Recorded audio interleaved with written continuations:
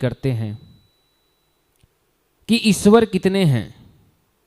कुछ कहते हैं कि भगवान एक हैं, कुछ कहते हैं भगवान अनेक हैं, कुछ कहते हैं भगवान मात्र एक स्थान पर है, कुछ कहते हैं भगवान यत्र तत्र सर्वत्र हैं।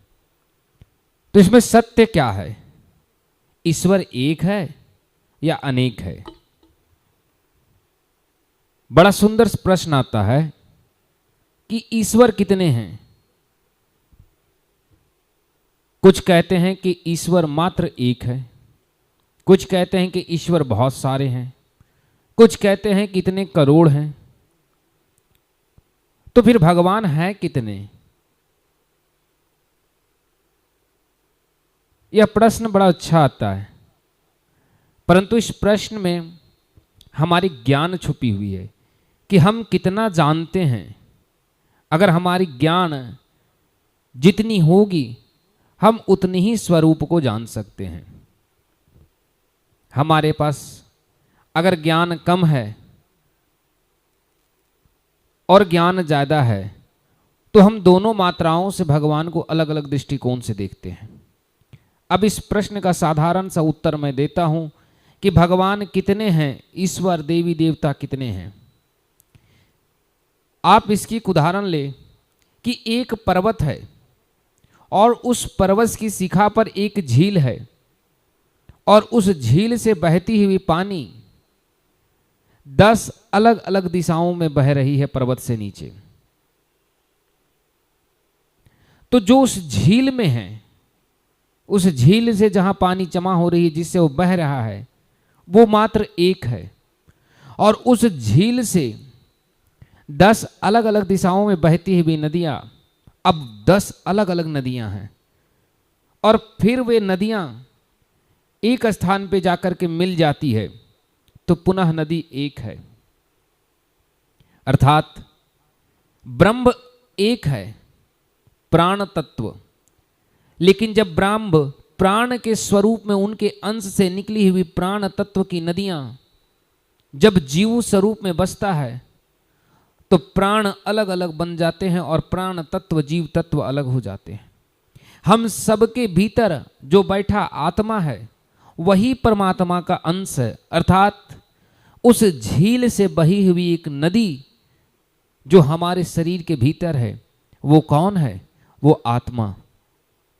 इसी तरह प्राण तत्व जो है वो ब्रह्म तत्व है और वो हम सब में अलग अलग है, परंतु अलग अलग है पर उसका स्रोत वह तालाब है, अर्थात वह ब्रह्म है और अंततः जाकर के एक जगह पे समुद्र में मिल जाती है। अर्थात यह आत्मा एक समय ऐसा आता है कि समस्त मार्ग नदियों को पार करता हुआ सारे नदी एकत्रित हो जाते हैं, अर्थात पुनः ब्रह्म में विलीन हो जाते हैं। तो जिस मनुष्य ने केवल उस पर्वत के ऊपर के तालाब को देखा, उसने कहा कि ब्रह्म एक है। जिस व्यक्ति ने उस पर्वत से बहती हुई नदी को केवल देखा, अर्थात केवल इस संसार में अपने जीवन, अपनी माया और इस संसार चक्र को देखा, उसने कहा भगवान अनेक है, यानी जीव अलग अलग हैं। और जिस प्राणी ने उस सारी नदियों को मिलते हुए देखा, उसने कहा कि ब्रह्म एक है, जाकर वहां मिल गई। लेकिन जिसने इन सबको देखा उसने एक ही बात कही कि ब्रह्म एक है, अनेक है और फिर एक है, यही ब्रह्म है। जो शुरुआत ब्रह्म से हुई, ब्रह्म से आत्मा अंश स्वरूप जीव तत्व की उत्पत्ति हुई, यानी ब्रह्म ने अपने आप को सहस्त्रों टुकड़ों में बांट लिए और फिर वे सारे आत्मा, ये सारे ब्रह्म तत्व एक समय में पुनः ब्रह्म में मिल जाती है, जिससे पुनः ब्रह्म एक हो जाती है। इसी को कहते हैं ईश्वर एक है, अनेक है और फिर एक है। इसे इस दृष्टिकोण से देखा जाता है कि भगवान सब एक हैं। इसीलिए भगवान अर्जुन से कह रहे हैं एको अहम द्वितीयो नास्ति, कि मैं एक हूं, दूसरा कोई नहीं है। अब इसकी दो दृष्टिकोण आती है कि ब्रह्म एक है। फिर दूसरी दृष्टिकोण आती कि यहां तो हजारों करोड़ों सेना खड़ी है, अर्थात ब्रह्म सब में अनेक स्वरूप में है, और ये सब जब मरेंगे तो पुनः ये सब मुझ में आकर के एक हो जाएंगे। यानी मैं एक भी हूं, मैं अनेक भी हूं, और पुनः मैं एक हूं। यही पूर्ण ब्रह्म हूं।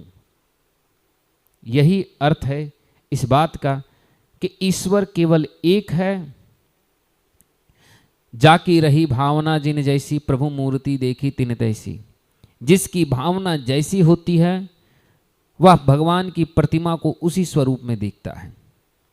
जब तक व्यापारी के पास प्रतिमा होता है, व्यापारी उस प्रतिमा को केवल धन के लिए बेचना चाहता, उसे व्यापार की दृष्टि से देखता है। जब कुम्हार मूर्ति बनाता है तो उसे सिर्फ इसलिए बनाता है कि उसे धन कमाया जाए। उस प्रतिमा को जब कोई खरीदता है तो खरीदने वाले ने किस भाव से खरीदा, कि उसे दूसरे को बेचना है या स्वयं के घर में उपयोग करना है। अगर उस दुकानदार ने किसी स्थान से मूर्ति खरीद के लाई तो उसने भी धन के लाभ में देखा, लेकिन किसी ने उसे पूजने के लिए खरीदा तो भाव के रूप में देखा। यहाँ प्रतिमा एक ही है, पर जाकी भावना, जिसकी भावना व्यापार की थी, उसने भगवान की प्रतिमा को व्यापार के दृष्टिकोण से देखा। जिसकी भावना भगवान में भगवान के स्वरूप को देखना था, उसने भक्ति स्वरूप से देखा। यहां पे दोष किसी की नहीं है, बस भाव और कर्म अलग अलग हैं। माली फूल मंदिर में चढ़ाने के लिए बेचता है कि आप इसे खरीदें और चढ़ाएं, और खरीदने वाला उसे खरीद कर चढ़ाता है और माली उसे बेचकर कमाता है। पर फूल जाती तो भगवान के पास है, तो ना इससे बेचने वाले माली को दोष है, ना इससे खरीदने वाले व्यक्ति को कोई फल या दोष है, क्योंकि माली अपना कर्म कर रहा है, उसके कर्म उसके लिए श्रेष्ठ है, और भक्त अपना कर्म कर रहा है क्योंकि उसकी भक्ति श्रेष्ठ है। दोनों अपने कर्म को ही कर रहे हैं। इसी तरह ईश्वर एक हैं, अनेक हैं, सर्वत्र हैं और एकत्र भी हैं, क्योंकि यह समस्त संसार उस ब्रह्म के अंदर लीन है, अर्थात एकत्रित है। और फिर कहा जाता है वो सर्वत्र हैं, अर्थात उस संसार के हर कोने कोने में, हर स्थान पर बसे हैं। तो भगवान एकत्र भी हैं, एक ही स्थान पे हैं, और भगवान सर्वत्र भी हैं, यानी सारे स्थान पर बैठे हुए हैं। यही जल तत्व की उदाहरण है कि जल उस झील में भी थी, जल नदी में भी थी, और जल जब मिल करके एक समुद्र में चली गई तब भी जल थी, जब वह भाप बन करके उड़ी तब भी जल थी, जब वह नाले में कीचड़ बनी तब भी जल थी, और जब वह किसी शुद्ध जल में पूजे के लिए उपयोग गई तब भी वह जल ही थी। जल सदैव एक ही था कि वह जल है। उसी तरह प्राणी किसी भी स्वरूप में हो, पर यह सत्य है कि प्राणी में प्राण है, वह प्राणी है। जीवित प्राणी ही जीव है। तो यही ईश्वर का प्रमाण है कि ईश्वर है और सर्वत्र है, और ईश्वर एक भी है, अनेक भी है, यत्र तत्र सर्वत्र भी है, और ब्रह्म एकत्र भी है। बस जिसकी ज्ञान जितनी हो। जिसने एक नदी देखा उसने कहा कि भगवान एक ही नदी है, लेकिन जिसने उन नदियों का स्रोत देखा उसने कहा नहीं, सारी नदियों में तो जल ही है। तो दोनों की भाव अपनी है कि एक ने नदी को केवल नदी के दृष्टि से देखा तो हर नदी अलग अलग दिखी। एक ने कहा सारी नदी में केवल जल है और जल पीने के प्रयोग में आती है, तो उसने सारे नदियों को जोड़ दिया। तो यहाँ ना पहला व्यक्ति गलत है ना दूसरा गलत है, बस दोनों की विचारधारा और नजरिया अलग अलग है। उसी तरह जो ये कह रहे हैं कि भगवान करोड़ों भगवान हैं, बहुत सारे भगवान हैं, वो भी सही हैं। और जो कह रहे हैं कि भगवान केवल एक ही हैं, वो भी सही हैं, क्योंकि उन दोनों की दृष्टि जितनी दूर थी उन दोनों ने उतनी दूर की देखी। बाज आकाश से लगभग 2000 फीट की ऊंचाई से जमीन में चलते हुए एक चूहे को देख सकता है, और हम 5वें मंजिल में अगर खड़े हैं तो जमीन पे छोटा चूहा को नहीं देख सकते। तो बाज और हम में नजरिए की अंतर है कि वो कितना ऊपर से देख रहा है। वह देख रहा है तो नीचे चूहा है, हम नहीं देख रहे हैं तो हमें पता नहीं कि नीचे चूहा है या नहीं है। बस यही हम दोनों की अंतर है। और उस बाज को चूहा खाना है तो उसे वह चूहा दिख गया, हमें उस चूहा को उससे कोई लेना देना नहीं, तो हमें वह चूहा नहीं दिखा। तो जिसे ईश्वर से लेना देना हो वह यत्र तत्र सर्वत्र ईश्वर ढूंढ लेता है। जो ईश्वर को एकत्र ढूंढना चाहता है वह एक ब्रह्म को ढूंढ लेता है। जो ईश्वर को सर्वत्र ढूंढना चाहता है वो सर्वत्र ढूंढ लेता है। हर कंकर में शंकर है। जिसे कंकर कंकर में शंकर चाहिए उसे कंकर कंकर में शंकर ढूंढ लिया। जिसे एक मंदिर स्थिर स्थान पर भगवान चाहिए वहां भी तपस्या करके शंकर को प्राप्त कर लिया। इसलिए इस प्रश्न का साधारणता यही उत्तर है कि आप जैसी दृष्टि से देखेंगे भगवान उसी दृष्टि से दिखेंगे।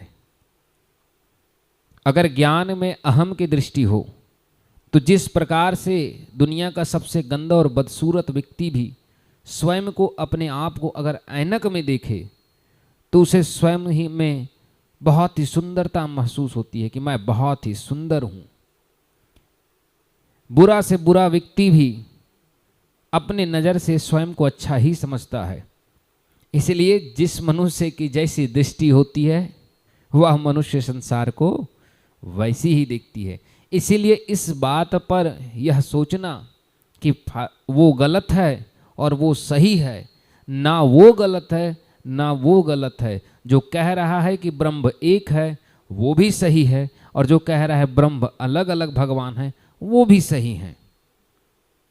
बस दोनों की जितनी दूर तक दृष्टिकोण पहुंची उतनी ही दूर तक उसने देखा, और जितनी दूर तक देखा हम बस अगर उतना ही भगवान को प्राप्त कर ले तो हमें उतना से ही सब कुछ प्राप्त हो जाएगा। किसी किसी असुरों की कथा जब पढ़ेंगे तो कोई छोटे मोटे देवताओं का भी अगर वरदान प्राप्त कर लिया तो भगवान राम जी उसे कुछ नहीं कर रहे हैं, देवता पराजित हो जा रहे हैं क्योंकि उसे उस देवता का वरदान है। अर्थात यह आवश्यकता नहीं कि आप एक ही समझकर ईश्वर को प्राप्त करना चाहें। अगर आपने ईश्वर में अलग अलग दृष्टिकोण से देख रहे हैं और किसी एक को भी आपने प्राप्त कर लिया तो आपने मुक्ति का मार्ग को प्राप्त कर लिया। क्योंकि जितनी बड़ी हाथ होगी उतना ही हाथ के मुट्ठी में चावल आएगी। छोटे बच्चे को अगर हम चावल दें तो उसके हाथ से गिरने लगती है, और वही बच्चे को उसके खाने योग्य चीज़ दीजिए तो बड़ा अच्छा वो पकड़ेगा, पर जितनी मुट्ठी में आएगी उतनी ही, तो जितनी क्षमता में आएगी वह उतना ही धारण कर सकता है मनुष्य, चाहे उसकी उपयोग की हो या ना हो। इसीलिए ज्ञान उसी को दिया जाता है जिसकी क्षमता उसे ग्रहण करने की हो। इसीलिए ब्रह्म को जाने और भगवान को किसी भी दृष्टिकोण से देखें, पर बस यही देखें कि मैं भगवान से कब मिल जाऊं, मुझे भगवान की प्राप्ति चाहिए। बस भक्ति भाव की दृष्टि से देखें तो सब एक और अनेक होने के बाद भी आपको धर्म की ही मार्ग पर लेकर जाएंगे, आपको मुक्ति की ही मार्ग पर ले जाएंगे।